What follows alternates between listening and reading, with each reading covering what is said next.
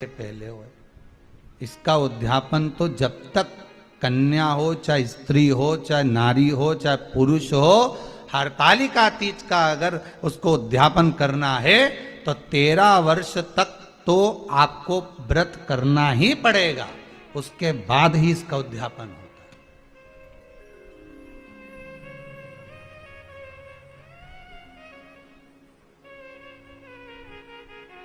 नहीं तो कहीं कहीं की माताएं तो बड़ी होशियार सोच के बैठी थी कि अब की साल उद्यापन कर, तो 13 वर्ष अगर आपके हो गए व्रत करते करते हरतालिका तीज का। हरतालिका तीज जानते हो ना?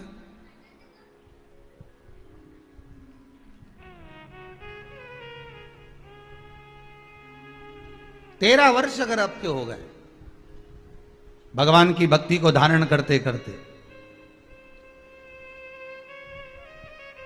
13 वर्ष अगर आपके हो गए हैं भगवती स्मरण करते करते,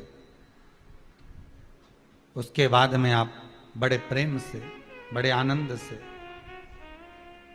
आप व्रत का उद्यापन करो, कोई मना नहीं। पर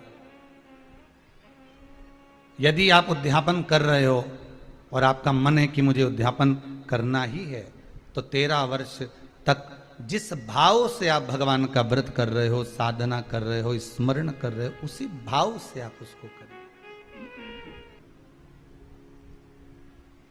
उसमें सबसे ज्यादा जरूरी है हरतालिका तीज का पूजन अगर आप कर रहे हो और हरतालिका तीज का अगर आप स्मरण कर रहे हो, तो उसमें सबसे ज्यादा अगर कोई जरूरी है तो शंकर भगवान जहां विराजमान होते हैं उनके ऊपर उनकी 5 कन्याओं का होना जरूरी है। मतलब ऊपर फुलेरा बंधना जरूरी। फुलेरा का मतलब जानते हो?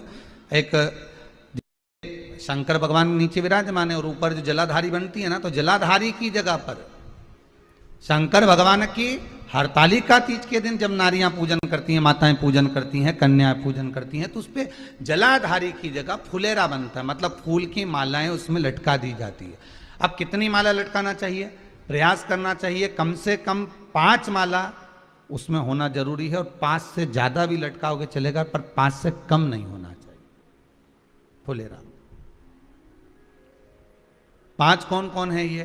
जया, विषहरा, सामरीवारी, दौतली, देव।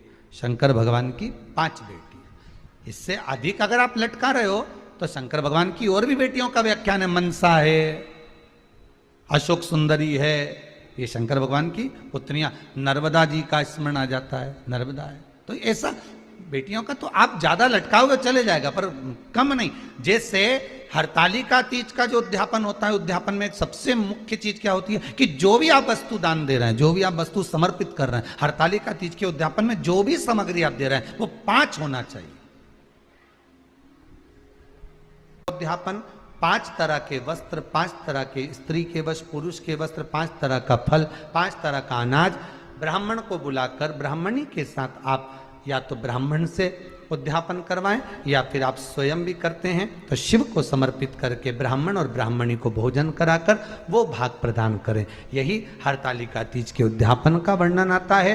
सुंदर भाव से हरतालिका माता आप सभी की मनोकामना पूर्ण करे। हर हर महादेव, हर हर महादेव, हर हर महादेव।